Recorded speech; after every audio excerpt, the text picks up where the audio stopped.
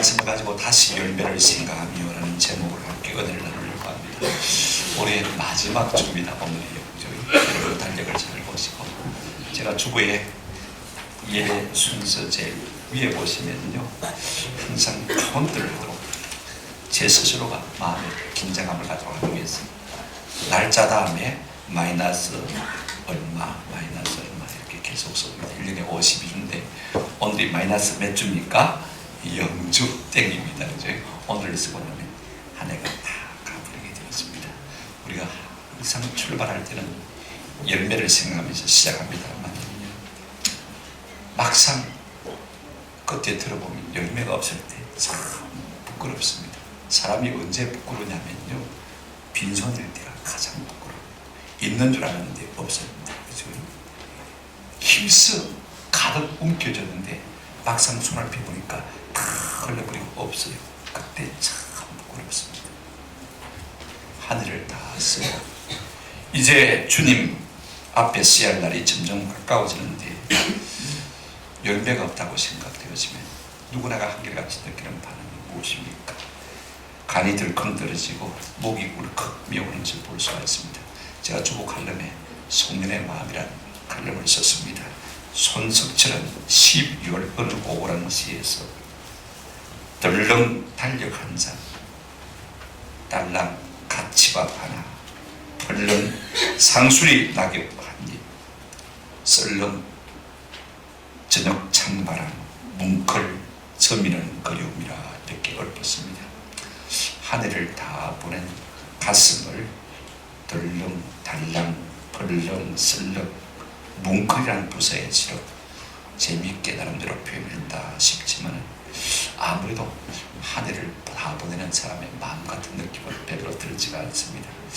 이 5부사를 다 합쳐서 한마디 부사로 표현을 하고 나면 아마 덜컹 혹은 울컥이라는 부사가 맞을 것 같아요.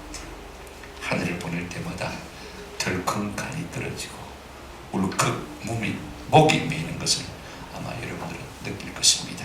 두려움과 회한의 마음이 훨씬 더 큰 것이 하늘을 보내는 사람들의 마음이 아닌가 하는 생각을 하게 되었습니다.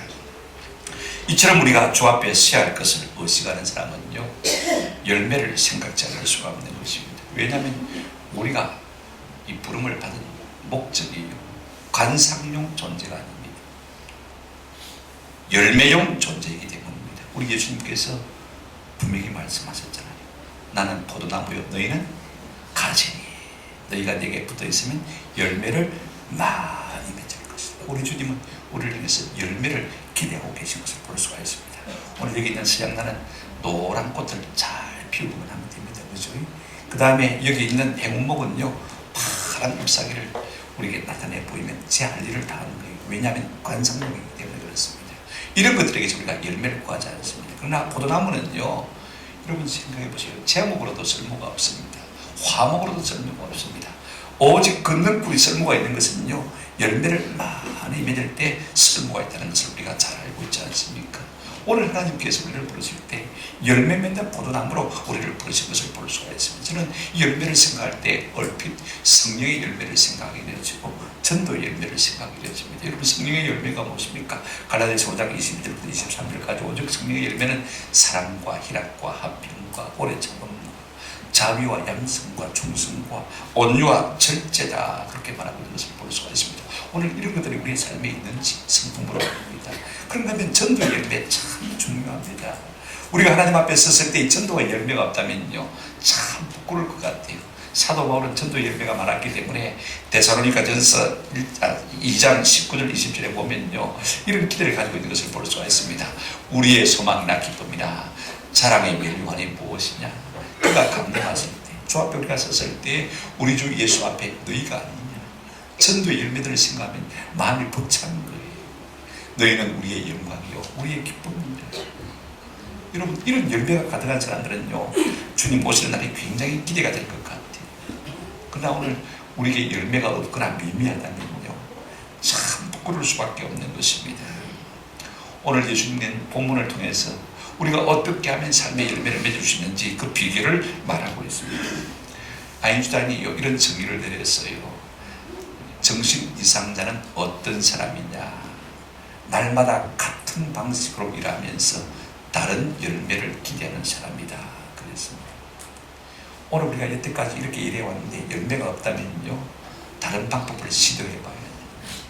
오늘 내 삶의 열매가 미미하다면 우리 주님께서 우리에게 가르치는 삶의 열매 맺는 비결이 무엇인지 우리가 좀 새롭게 배워서 그렇게 한번 적용해보는 은혜가 있으면 참 좋겠다 싶어요.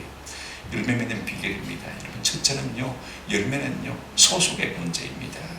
무엇이나 누구든지 열매를 맺으려면 어디 있느냐가 참 중요합니다. 무엇인지 생명은요 어느 밭에 있든지 어떤 토양에 있든지 어느 장소가 참 중요한 것입니다. 신앙의 열매도 마찬가지 어디 있느냐가 참 중요해요. 오늘 사절에 보니까 우리 주님이 이렇게 말씀하셨습니다. 내 안에 거하라 나도 너희 안에 거하리라. 가지가 포도나무에 붙어있지 않냐면 스스로 열매를 맺을 수 없음 같이 너희도 내 안에 있지 않냐면 그러라. 여러분, 우리가 성도가 열매를 맺는 비결은요, 우리가 주 안에 가는 것입니다. 여러분, 주 안에 간다는 말은 참 중요해요. 우리가 이 세상 사람은 두 종류의 사람들이 살고 있습니다. 한 사람은요, 늘 안에 가는 인사이드가 있고요, 어떤 사람은 늘 밖으로만 맴도는 아웃사이드가 있는 것을 볼 수가 있습니다. 어디든지 품 안에 안게 된 사람이 있고요, 어디든지 품 밖으로 자꾸 놔두는 사람이 있는 것을 볼 수가 있습니다. 세상에 그렇게 많은 부류의 사람이 살지만은 어떤 사람은 인사이드고 어떤 사람은 항상 아웃사이드로 사는 것을 볼 수가 있습니다. 어떤 사람들은 우리나라 안에 살면서도 나라의 품에 안기지 못하고 말입니다. 늘 정부를 비판하고 나라를 갖다가 비관하고 정죄하고 북한을 따르는 종북 좌파들을 우리가 많이 보지 않습니까? 어떤 사람은 회사에 녹을 먹고 살면서 그 회사를 늘 비판하는 사람을 볼 수가 있어. 긍지를 갖지 못하는 것이죠. 어떤 사람은 우리 교회 다니면서도 불구하고 손님처럼 살거나 수수방관하거나 방관자가 되는 사람들을 많이 볼 수가 있습니다. 왜 그렇습니까? 자꾸 마음이 바뀌어가요. 그러나 우리가 열매를 맺으려면 한번 더 하십시다. 안에 있어야 합니다. 가정 안에 있어야 가정의 열매를 맺을 수 있고, 직장 안에 있어야 우리의 마음이 직장에서 열매를 맺을 수 있고, 우리가 교회 안에 있어야 교회에서 신앙의 열매를 맺을 수 있는 것입니다. 저는 고려대 강병학 교수의 글을 읽고 참 많은 감동을 받았습니다. 이분이 17년 동안 전국을 돌아다니면서 말입니다. 야생들 풀 100가에 4,439종의 씨앗을 모았다고 해요. 여러분, 대단하지 않습니까? 야생들 풀 씨앗을 모아서 말하고요. 근데 이분이 말하기를요, 엄밀한 의미에서 잡초라는 것은 없습니다. 밀밭에 비가 나면 잡초고, 보리밭에 밀이 나면 잡초입니다. 어디에 있는 따라서 잡초가 되는 것이죠. 산삼도 원래 잡초였을 것입니다. 얼마나 의미심장한 말입니까? 무슨 말이냐면요, 꼭 필요한 곳에, 있어야 할 곳에 있으면요, 산삼보다 귀한 존재가 되지만은 뻗어야 할 자리가 아닌데, 내가 거기에 다리 깔아뭉개고 있어야 할 자리가 아닌데 그곳에 있으면 잡초가 된다는 말인 것입니다. 여러분들은 어디에 있습니까?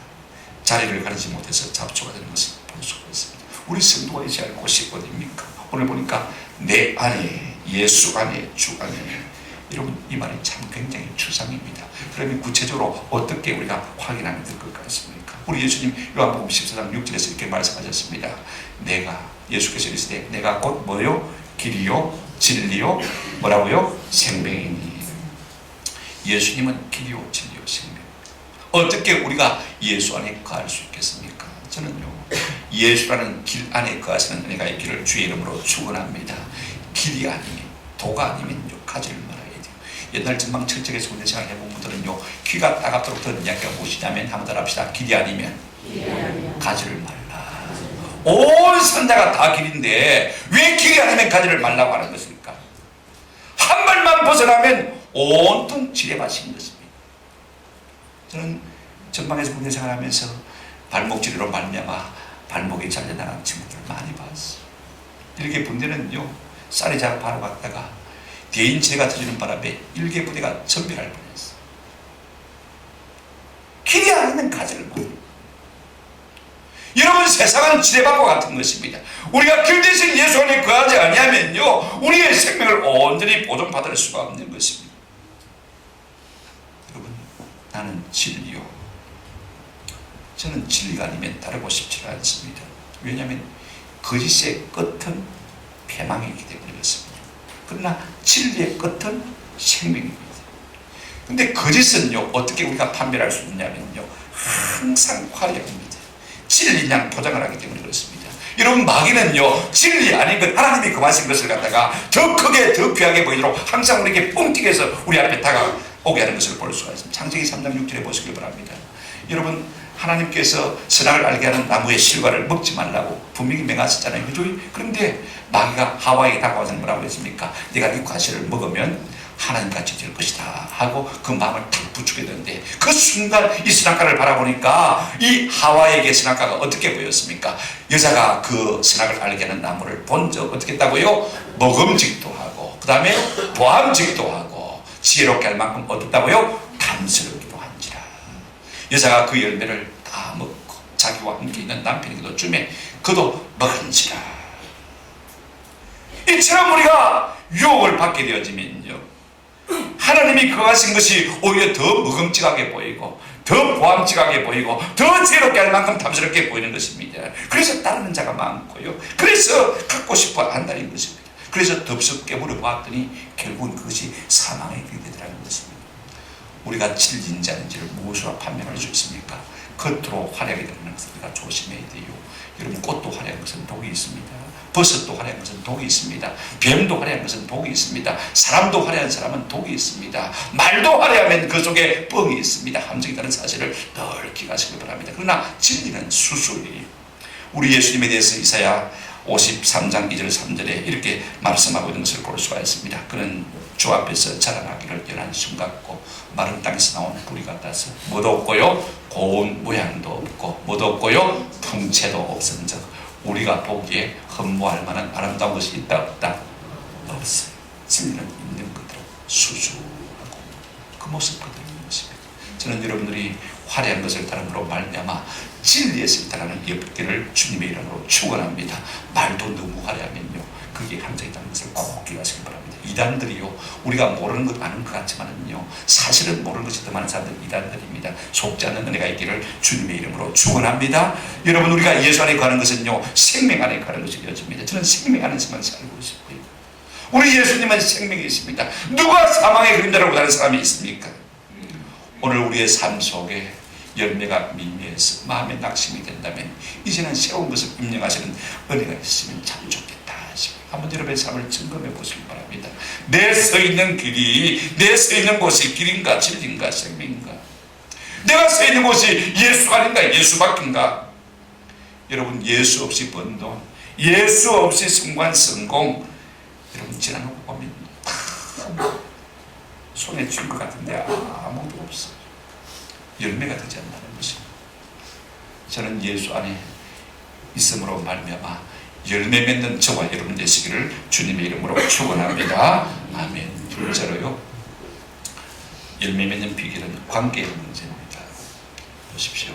예수님은 포도나무, 너희는 가지. 포도나무와 가지를 분리하면 아무것도 아니잖아요, 그죠? 붙어 있을 때, 유기적인 관계 속에 있을 때, 붙어 있을 때 참 열매를 맺을 수 있는 것입니다. 2절에 보시면 내게 붙어 있어 열매를 맺고, 그죠? 5절에 보면 나는 포도나무여 너희는 가지라. 그가 내 안에 내가 그 안에 거하면 사람이 열매를 많이 맺나니 나를 떠나서는 너희가 아무것도 할 수가 없습니다. 무엇인지요, 홀로 잘할 수 있는 사람은 아무도 없습니다. 어디인가에 붙어 있을 때, 어디인가 줄을 데리고 있을 때 무엇인지 잘할 수가 있는 것입니다.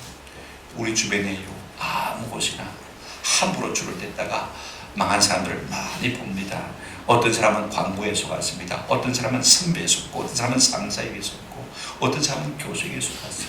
어떤 선배 목사님은요, 공부를 잘했습니다. 미국 유학 갔습니다. 그런데 좌파 교수를 만난 거예요. 해방신앙을 배운 거예요. 나이가 들어서 60, 70까지 투쟁만 하다가요, 인생을 다 허비하고, 내가 교수 잘못 만나서 이렇게 인생을 허비했다고 고백하는 것을 들어보았습니다.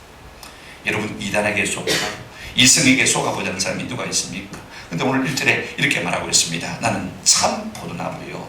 한번 더 합시다. 나는 참 포도나무요. 얼마나 세상에 가짜가 많습니까마는 우리 주님은 당신이 참 포도나무라고 말하고 있습니다. 내가 확실한 줄이다, 내가 확실한 생명이다, 내게서 확실히 열매를 맺을 수가 있다 라고 우리에게 말씀하시는 것입니다. 여러분, 누가 인생에 이런 말을 할 수가 있습니까? 나를 따르라, 나를 붙들라, 누가 우리에게 이렇게 말할 수 있는 것입니까? 우리 인생이 자기 앞날도 모르는 주제예요. 가만히 점치는 사람들을 보면요, 참 어리석다는 생각이 들어요. 아니, 점을 잘 쳐가지고 남의 장래를 알 사람 같으면 자기 장래를 알고, 그죠? 자기 인생이 비어야지. 그 쪽을 들어간다고 무슨 좀 봐주고 합니까? 그죠? 근데 그거 가서 무엇을 알겠다고 하는 사람들을 보면 참 어리석어요. 속아요. 속는 것을 볼 수가 있습니다. 원줄기의 사명은 요동치 않고 굳게 서 있는 것이고, 우리 가지의 사명은 원줄기에 굳게 뻗어 있는 것이 우리 가지의 사명인 것입니다. 오늘 우리 모두가 예수께 굳게 붙어 있는 은혜가 있기를 주님의 이름으로 축원합니다. 여러분, 굳게 붙어 있으면 뭘 공급받느냐면요, 7절에 보시면 너희가 내 안에 거하고 내 말이 너희 안에 거하면, 이렇게 말씀하고 있는 것을 볼 수가 있습니다. 우리가 주 안에 거하면요, 주의 말씀이 우리 가운데 거하게 되는 것입니다. 말씀을 공급받는 것이죠. 우리 예수님 말씀하셨잖아요. 마태복음 4장 4절에 예수께서 대답하여 이르시되 기록되었으되 사람이 뭐로만 살 것이 아니요 떡으로만 살 것이 아니요 하나님의 입으로 나오는 모든 말씀으로 살 것이니라. 우리가 떡으로만 살지 못한다는 사실을 다 인정합니다. 그죠? 그래서 사람들은요 떡 말고 다른 것을 지금 추구하고 있습니다. 문화가 예술이 우리를 좀 새롭게 구조하고 그렇게 많이 생각을 해요. 그래서 우리 대한민국에 보십시오. 좋은 천지가 문화예술 콘텐츠로 도배한 것을 볼 수가 있습니다. 그런데 거기에 허전함이 없습니까? 거기에 허탈함이 없습니까? 거기에 공허함이 없습니까? 그런다고 해서 죄를 이길 수가 있습니까? 할 수가 없잖아요. 문화예술관 몇 수천 개 만들어도요 사람이 죄 안 지을 수가 없는 것입니다. 성경에 이렇게 말하고 있습니다. 떡으로만 사는 것이 아니요 하나님의 입으로 나오는 모든 무엇으로요? 말씀으로 사는다. 이 말씀 속에 삶의 지혜와 삶의 능력과 평안이 다 들어있는 거예요. 10편 119편 105절 165절 다윗은 고백을 하고 있는 것을 볼 수가 있습니다. 주의 말씀은 내 발에 뭐라고요? 등이요 내 길이 빛입니다. 이 칠흑 같은 암흑과 같은 이 세상을 살아가면서 우리가 어떻게 등불 하나 들지 않고 살아갈 수가 있겠습니까?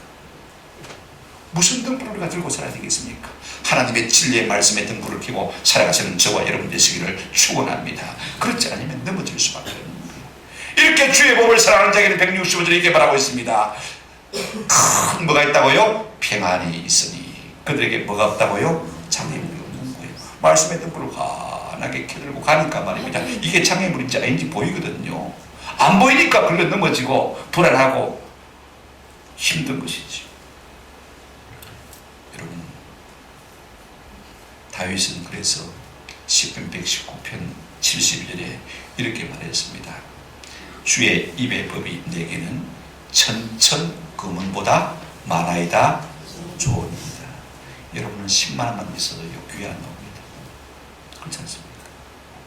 그런데 다윗은 주의 입의 말씀이 내게는 무엇보다 낫다고요? 천천 금은보다 낫다. 그런 무엇이 있습니까? 하나님께서 사랑하시고 은혜주시고 복주신 것 아닙니까?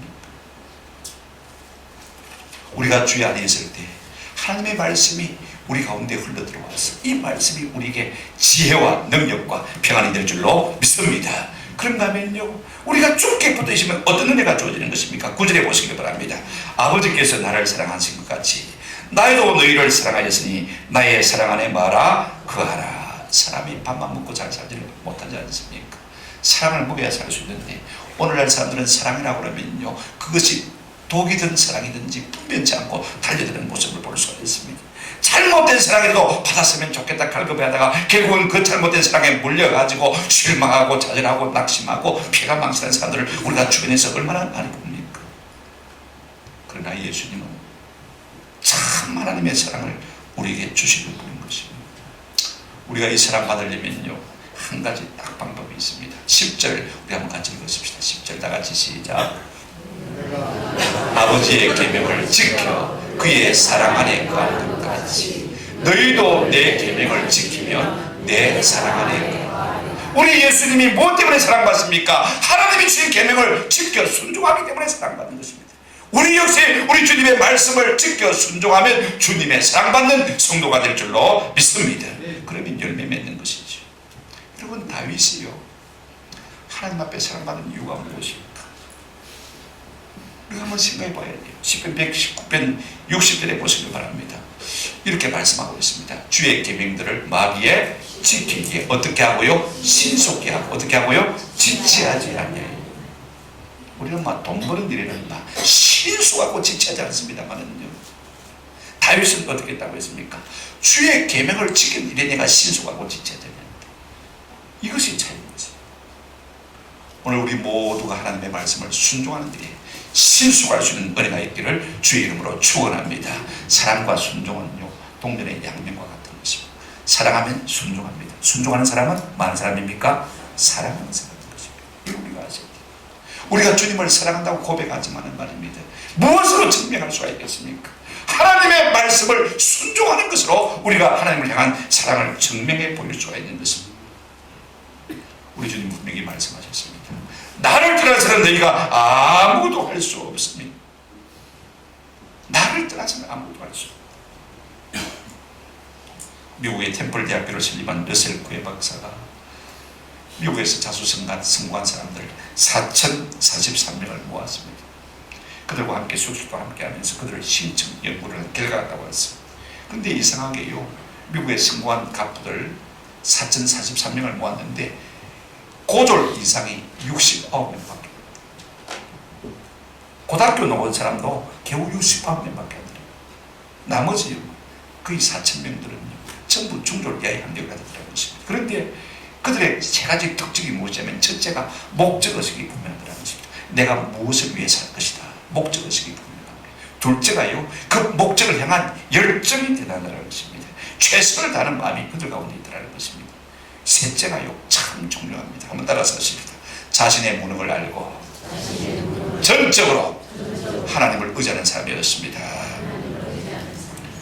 내 학력이 중요한 거 아닙니다. 내 본바탕이 중요한 게, 내 부족함을 알고 우리가 죽게 붙어 있을 때, 가지 되어 줄기에 붙어 있을 때, 그 주님의 모든 좋은 것을 우리가 공급받아서 열매 맺는 복된 성도가 될 줄로 믿습니다. 결국 승리의 관건이 어디 있느냐? 내 본바탕이 아닙니다. 내 입으로는 잘 살 수가 없어요. 성리할 수가 없어요. 열매 맺을 수가 없어요. 주님이 내게 은혜를 공급해 주실 때 잘 될 수 있는 줄로 믿습니다. 세 번째, 여러분, 열매 맺는 비결은요, 관리의 문제입니다. 여러분, 농부들은요 과목을 끊임없이 관리합니다. 제가 어릴 때 보니까 봄 돌아오면요, 우리 아버지가 그랬고 정전가위 들고 나가지고 말입니다, 그냥 나뭇가지를 쑥쑥 잘라버리고요. 왜 저러나, 제 어린 생각에는요, 아, 저게 쑥쑥 잘라가지고 보기 싫으니까 자르는 모양이다, 그렇게 생각했습니다. 나중에 보니까 아무 가지나 자르는 게 아니고요, 뭘 자릅니까? 봄 되면 뭐가 핍니까? 가지에 눈, 새싹이 피잖아요. 그죠? 새싹이 다 봉우리가 솟아오르는데 그걸 다 유심히 보는 거예요. 그걸 보고 그게 야물고 든든하고 건실하면요, 그건 틀림없이 좋은 열매를 맺을 수 있는 거 남겨두고, 그렇지 못한 가지, 눈이 단 가지는요 다 잘라버리고, 안 그러면요 이 건실한 가지마저 열매를 맺는데 손해를 볼 수 있기 때문에 그런 것입니다. 여러분, 삭수가 나왔다 싶으면 아예 잘라버리는 것입니다. 그걸 누가 합니까? 농부가 하는 것입니다. 이걸 우리가 아셔야 돼요. 근데 여러분, 본문을 보시기 바랍니다. 2절 말씀 이렇게 말씀하고 있습니다. 같이 한번 읽어보십시다. 시작. 무릇 내게 붙어 있어 열매를 맺지 않는 가지는 아버지께서 그것을 제거해 버리시고, 무릇 열매를 맺는 가지는 더 열매를 맺게 하려여 그것을 깨끗하게 하시느니라. 한편으로는 무서운 말씀이기도 하고 한편으로는 감사한 말씀이기도 합니다. 저는요, 제가 이 열매가 무엇인지 정의를 안 했잖아요. 그죠? 본문을 읽으면서 하나님이 우리에게 요구하시는 열매가 어떤 열매인지를 알게 되어졌어요. 여러분, 10절에 다시 한번 보시기 바랍니다. 10절 시작. 내가 아버지의 계명을 지켜 그의 사랑 안에 거하는 까지 너희도 내 계명을 지키면 내 사랑 안에 거하리라. 그 다음에 14절 우리가 읽지 않았습니다만 이런 말씀이 있습니다. 14절 내가 명하는 대로 행하면 곧 뭐라? 나의 친구라. 내가 명하는 대로 행하면 순종하면. 우리 하나님께서 우리에게 원하시는 열매는 무엇이냐면요, 순종의 열매. 근데 여러분, 싹수가 돌았다는 말을 우리가 쓰잖아요. 그죠? 저는 부탁을 드립니다. 우리 하나님께서 우리를 관리하시고 열매 맺는 사람으로 만들어주시는 은혜를 누리려면요, 삭수가 노란 사람이 안 되었으면 참 좋겠어요. 그 삭스를 보고 잘라버리든지 두든지 결정하잖아요. 그죠? 이 삭수가 뭐냐? 한번 합시다. 작은 순종이라도 순종합시다. 작은 순종에도 순종할 줄 아는 사람을 보시고 앞으로 큰 순종의 가능성을 보시고 하나님께서 그 사람을 더욱더 열매 맺도록 도와주시는 것입니다. 이걸 우리가 아시죠? 이 원리를 아시죠? 큰 순종을 요구하시는 건 아닙니다. 작은 순종, 주의 성수의 순종, 이것과라도 우리 하나님께서 요구하시는 것입니다. 10절 말씀을요, 열매라는 말 2절 말씀을 열매라는 말 대신에 우리가 순종을 넣어서 한번 읽어보시겠습니다. 2절 말씀 한번 펴주시기 바랍니다. 무릇 내게 붙어 있어 열매를, 여기 있습니다. 제가 읽어볼 테니까 여러분 잘 보시기 바랍니다. 무릇 내게 붙어 있어 순종하지 아니하는 가지는 아버지께서 그것을 뭐 해버리시고 제거해 버리시고, 무릇 순종하는 가지는 그 열매를 맺게 하려 하여 그것을 어떻게 하신다고요? 깨끗하게 하십니다. 이 열매 대신에 순종이라는 말을 대입시켜서 봐도 문맥이 통하지 않습니까? 참 중요합니다. 우리가 불순종하면요, 하나님은 자꾸 제거해 버리시는 것입니다. 하나님께서 기회를 자꾸 앗아가 버리는 거예요. 가져 있는 것마저 뺏어가 버리는 것을 볼 수가 있습니다. 마태복음 25장에 보면요, 달란트 비워나는 것을 볼 수가 있습니다. 어떤 주인이 종들에게 5달란트, 2달란트, 1달란트 각각 주고 들어왔습니다. 근데 5달란트 받고 2달란트 받은 종은요, 성경에 보니까 바로 가서 장사해서 일을 남겼습니다. 주인이 들어와서 보고는 깜짝 놀랐어요. 이야, 대단하다. 그래서 뭐라고 칭찬합니까? 잘하였도다, 착하고 충성되는 종, 부지런한 종. 근데 하나를 받은 사람은요, 마음에 낙심이 된지 모르지만요, 어떻게 됐습니까? 가서 땅에 묻어버렸습니다. 주인이 결산할 때 보자기 싸서 그대로 가져왔거든요. 그때 이 주인이 종을 보고 뭐라 하지 않습니까? 한번 더 합시다. 악하고 게으른 종, 게으른 종. 책망을 받은 것을 볼 수가 있습니다. 어떤 행정처분이 내려졌습니까? 마태복음 25장 28절로 30절에 보게 되지만, 그에게서 1달란트를 빼앗아 10달란트 가진 자에게 주라. 무릇 있는 자는 받아 풍족하게 되고 없는 자는 그 있는 것까지 빼앗기리라. 여러분, 이 말씀이 이해가 되십니까? 하나님의 말씀을 받아서 즉각적으로 순종하는 자에게는 하나님께서 더 주시기를 원하시고, 불순종하는 자는 있는 것까지도 빼앗아서 누구에게 주기를 원한다고요? 순종하는 자에게 주기를 원한다는 것이죠. 여러분, 불순종해서 열심히 벌어봐야, 가져봐야 하나님이 빼앗아서 누구 줍니까? 순종하는 자에게 만다고요? 주신다. 이걸 우리가 아셔야 돼요. 주변에서 안 보이십니까? 저는 많이 보고 있습니다. 내가 그 아까워서 주님 앞에 순종하지 못하면요, 하나님께서 내 건강 앗아가 버리면 그거 다 뺏깁니까? 안 뺏깁니까? 뺏깁니다. 한순간에 사기꾼에 속아 넘어가는 건요, 시간 문제. 나는 똑똑하다고 그러지만요, 내가 지키지 못합니다. 하나님께서 지켜주셔야 되는 것입니다. 그러나 순종하면 불순종하는 자에게서를 빼앗아서 누구에게 주시겠다고요? 순종하는 자에게 주시겠다. 이 말씀인 것입니다. 부탁을 드립니다. 우리가 하나님의 관리를 받는 인생이 되려면요, 순종하는 저와 여러분 되시기를 주의 이름으로 축원합니다. 그러면 하나님께서 우리를 다 깨끗하게 만들어 주신 거예요. 농부가 말입니다, 가지치기만 합니까? 벌레도 잡고 농약도 치고 질병도 막고 잡초도 제거해주고 그 다음에 그럼도 다 해주는 것을 볼 수가 있습니다. 이렇게 해서 무릇 순종하는 자는요, 더 있게 만들어주고 더 많은 열매를 맺도록 관리해 주시는 것을 볼 수가 있습니다. 내가 하는 게 아니에요. 무엇이 관건입니까? 순종의 관건이었어요. 우리가 더 열매 맺는 복된 주의 백성이 되는 줄로 믿습니다. 저는 그런 생각을 가만히 하고 있습니다. 여러분, 예배 시간은 어떤 시간이냐? 한번 더 합시다. 하나님이 우리를 관리해주는 시간입니다. 우리가 주님의 무릎에 누워서 관리받는 시간. 어릴 때 어머니의 무릎에 누워있으면요, 김밥도 파주고, 그죠? 그 다음에 중학교 때는 여드름이 나니까 여드름도 짜주고, 그죠? 얼마나 좋아. 안 좋은 것은 다 제거해 주시고, 그 다음에 어떻게 합니까? 한 번씩 오일 마사지도 해주시고, 그죠? 좋은 것은 더 좋게 해주시고, 어머님의 무릎에 누워있으면 이와 같은 은혜를 누리는 것입니다. 우리가 하나님 앞에 나와서 예배하는 시간이 바로 어머니의 무릎에 누워있는 시간이나 조금 더 다를 바가 없는 것입니다. 우리의 안 좋은 것을 다 가져가서 좋은 것을 더해주신 시간이 바로 예배 시간인 줄로 믿습니다. 저는 예배 시간마다 이 은혜를 누리셔서 우리의 삶 가운데 열매가 더 증폭되어지고 하나님께서 우리에게 더 주시기를 기뻐하시는 복된 성도들이 되시기를 주님의 이름으로 축원합니다. 말씀을 맺습니다. 좋은 열매를 맺으면 영광이지만요, 열매가 없거나 나쁜 열매를 맺으면 참 부끄러울 수밖에 없는 것이 인생입니다. 우리 하나님은 이스라엘 백성을 보고 이런 말씀하셨어요. 이사야 5장 2절 4절에 보시면요, 땅을 파서 돌을 제하고 극성분 포도나무를 심었도다. 그 중에 망대를 세웠고 또 그 안에 술틀을 팠도다. 좋은 포도 맺기를 바랐더니 뭐가 됐다고요? 덜 포도를 맺었도다. 사전에도 같은 말씀이 있습니다. 내가 내 포도원을 위하여 행한 것 외에 무엇을 다할 것이 있으랴. 내가 포도를 위해서 최선을 다했다는 말씀인 것입니다. 그런데 좋은 포도 맺기를 기다렸거늘 뭐 했다고요? 덜 포도를 맺으면 어쩌니. 우리 주님 탄식하시는 것을 볼 수가 있습니다. 나만 부끄러운 것이 아닙니다. 주님의 탄식의 대상이 될 수밖에 없는 것입니다. 오늘 우리가 하늘을 살고 내 속에 순종의 열매가 있는지 없는지 한번 점검해 보시기 바랍니다. 없다면요, 이제까지 살아온 방식을 바꾸어서 이제는 어떻게 살아야 되겠습니까? 적극적으로 열매 맺는 삶을 살아야 되지 않겠습니까? 저도 마음이 그래요. 너무 죄죠. 열매 없어서 너무 죄죠. 울고만 싶어. 그러나 방법이 없는 것이 아닙니다. 한번 더 합시다. 주 안에 거합시다. 주께 붙어 있으십시다. 주님의 관리를 받으십시다. 예배 잘 참석하십니다. 하나님께서 하나하나 잘못된 것을 제거해 주시고 좋은 것을 우리에게 드립해 주셔서 열매 맺는 삶을 살게 해 주실 줄로 믿습니다. 오늘날 사람들은 아무것도 제 힘으로 하지 못하는 것이다.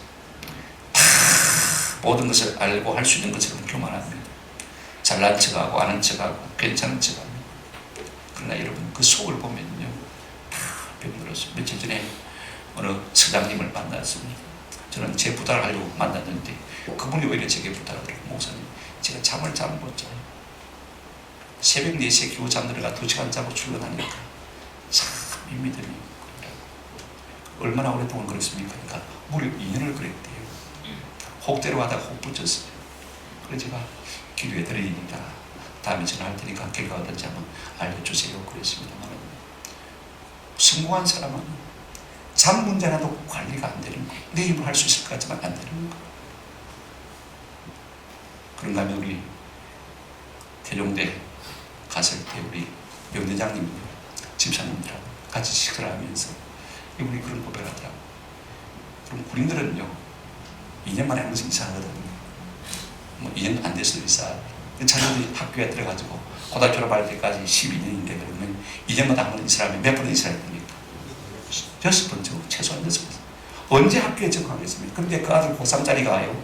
아마 그날 보신 분은 봤을 겁니다만 고려대학교에 합격하고 한국예술종합대학에 합격을 해요. 두 군데서 서울하고 있네요. 한 번도 촌에 다니면서 학원을 보낸 적도 없는데 학교만 자꾸 옮겨 다녔는데 하나님께서 어떻게 그런 은혜를 주셔서 이 아이가 그런 학교에 합격했는지 자기로서는 도무지 이해가 안 됩니다.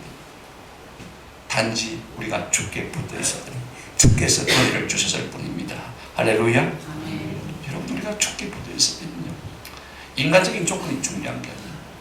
우리 최종철 강사님 오늘 안 하셨습니다만은요. 아들 외아들 웅이 하나 있습니다. 성탄절에 왔다 갔는데 늘 이사 다녔잖아요. 연세대 나오고 카이스트 나와가지고 지금은요 한국 IBM에 근무하고 있습니다. 휴가가 1년에 50일 넘어. 부탁을 드립니다. 우리의 가정도 우리의 직장도 우리의 사업도 예수 안에 있을 때 열매 맺게 될 줄로 믿습니다. 저는 모든 것 다 필요해요. 새해는 우리가 꼭 예수 안에 있어서 열매 맺는 저와 여러분 되었으면 참 좋겠습니다. 나를 떠나서는 너희가 아무것도 할 수 없습니다. 이 말씀을 꼭 마음에 새기시기를 주님의 이름으로 축원합니다. 아멘.